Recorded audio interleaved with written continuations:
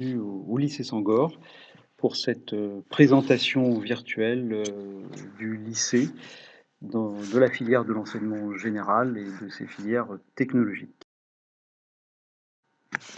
Euh, Tout d'abord, effectivement, le lycée Sangor, comme tous les lycées, je dirais, de l'éducation nationale, part effectivement de l'affirmation de valeurs et de principes qui sont ceux du Code de l'éducation. Tous les élèves partagent la capacité d'apprendre et de progresser. Et au niveau de notre établissement, nous attachons une importance toute particulière à cet accompagnement personnalisé de nos élèves que nous développons à travers différents dispositifs que je vais vous exposer très brièvement. Il existe en effet effectivement un dispositif Accroche ton bac qui permet aux élèves qui sont en besoin particulier de bénéficier d'heures de soutien personnalisées. Il existe un suivi, je dirais, de ces profils et de ces besoins spécifiques, à la fois par le professeur principal et par des professeurs engagés dans cette démarche d'accompagnement personnalisé des élèves. Notre objectif, effectivement, c'est celui de l'accompagnement de chacune et de chacun vers un projet d'orientation, une réussite qui est la sienne, et le nouveau bac général le permet, cette individualisation des parcours, mais c'est aussi de veiller à l'épanouissement de chaque élève, étant entendu que le lycée n'est pas simplement et bien sûr d'abord le lieu d'apprentissage, mais c'est aussi un lieu de vie où chaque élève apprend à devenir ce qu'il est, pour reprendre la formule du poète Pindare, c'est-à-dire apprend ce qu'est la démocratie, ce qu'est la tolérance et ce que sont les valeurs de la République. Pour cela, nous avons effectivement au niveau de l'établissement une offre pédagogique riche, avec des enseignements qui dispensent 11 spécialités sur les filières de l'enseignement général. Nous avons des options facultatives au nombre de 5. Nous avons une section européenne et également une section internationale allemande du bac. Nous avons des instances, la maison des lycéens, le CVL, et nous avons effectivement un certain nombre de ressources pédagogiques qui permettent, je dirais, aux élèves de développer leurs apprentissages de manière optimale. Voilà quelques photographies de nos installations, de nos laboratoires, mais je vous invite à visiter virtuellement le lycée à travers les diaporamas qui sont joints sur ce même site de l'établissement. Nous avons également un internat qui accueille jusqu'à 140 élèves, avec voilà, un confort et là aussi une capacité d'accompagnement des élèves dans leur travail personnel. Nous avons notamment des études dirigées le soir et nous avons un foyer et des salles de travail pour tous les élèves internes. Nous avons aussi des activités sportives à travers l'association donc sportive du lycée, mais également dans le cadre des programmes et des enseignements, une option sportive, notamment centrée sur 3 activités dominantes, le volleyball, le badminton et la course d'orientation.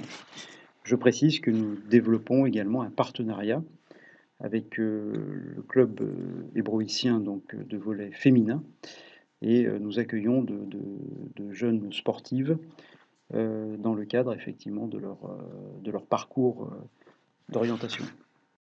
L'une des caractéristiques du lycée est son offre en termes d'action culturelle et nous avons à cet égard je dirais différentes actions qui sont portées par les enseignants, des actions orientées sur la mémoire et sur l'histoire, avec effectivement des travaux d'élèves importants qui ont réalisé des ouvrages de témoignages qui ont été publiés et même traduits en langue anglaise.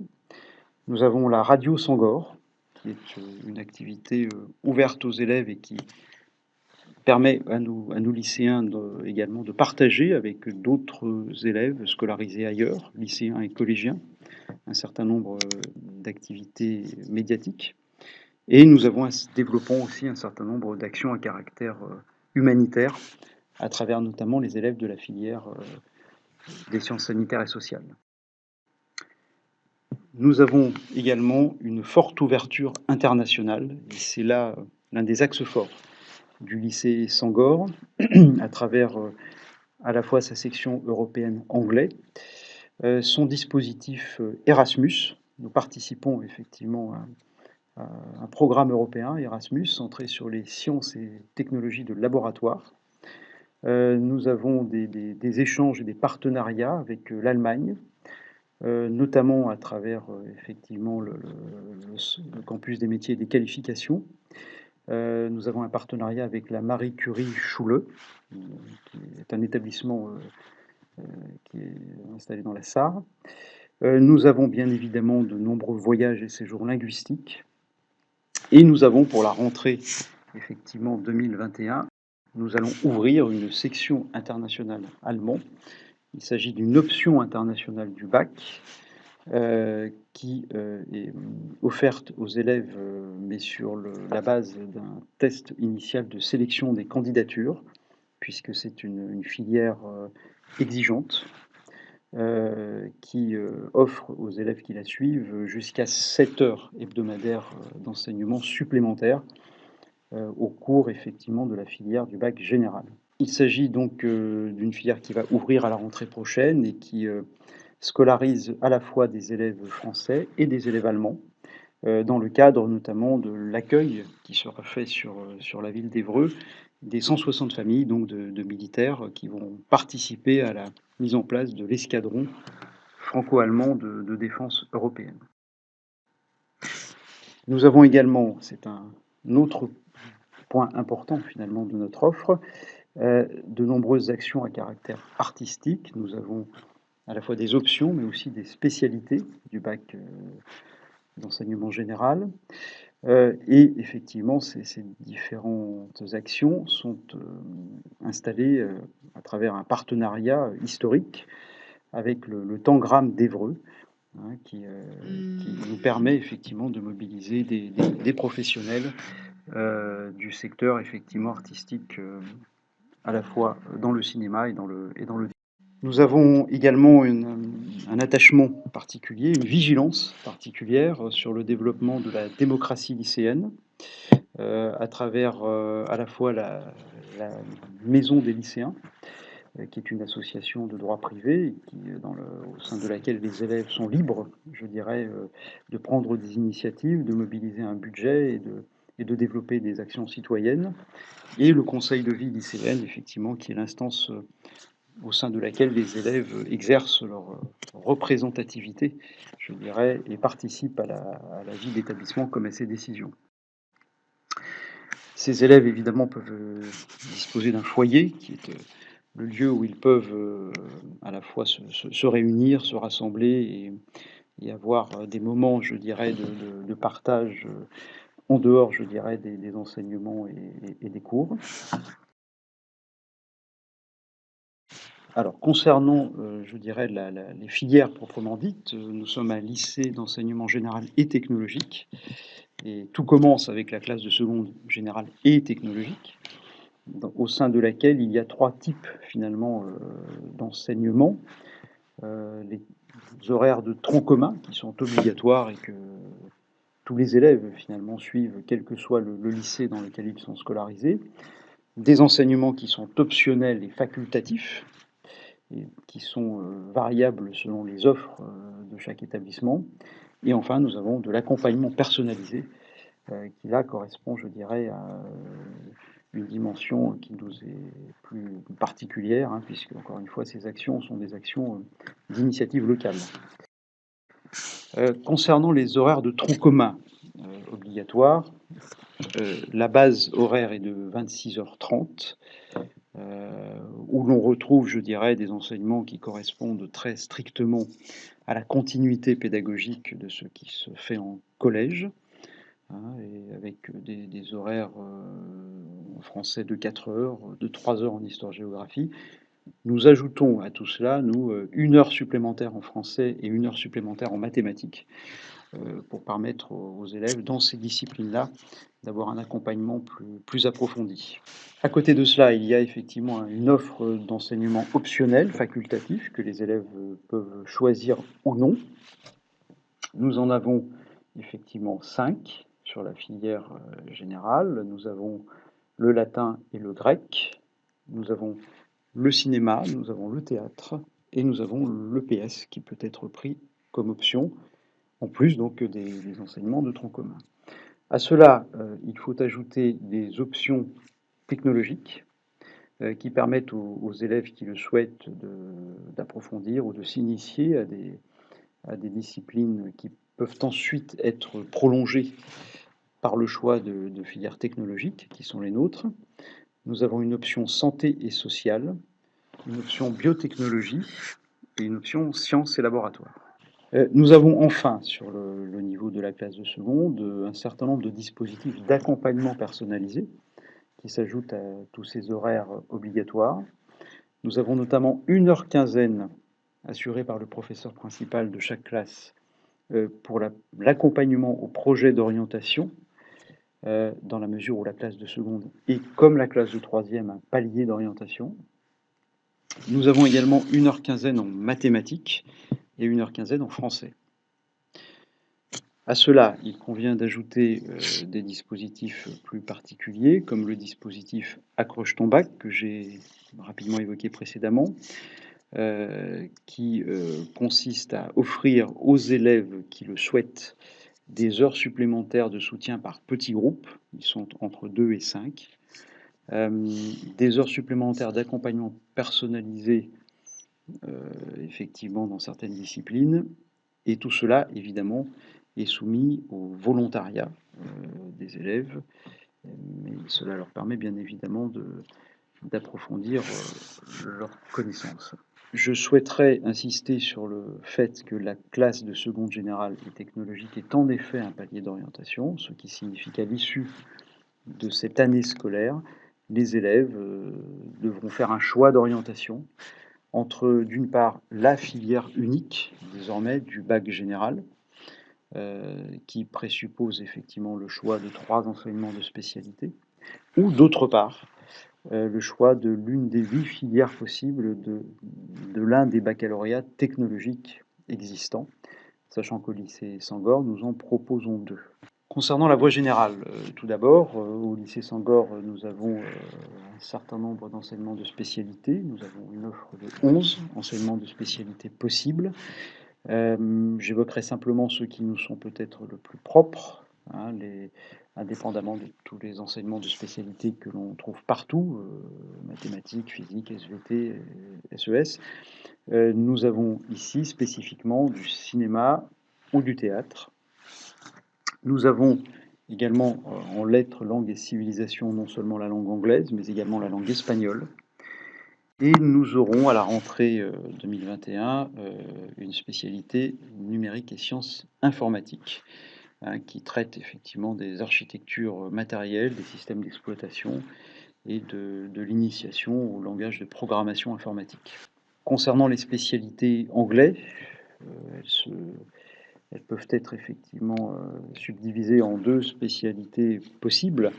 L'anglais, la spécialité anglais dite classique, avec pour objectif d'approfondir, je dirais, la langue, la littérature et la culture anglaise, ou une spécialité anglais monde contemporain, qui fonde les enseignements sur des compétences plus communicationnelles en lien avec l'actualité, je dirais, des pays anglophones.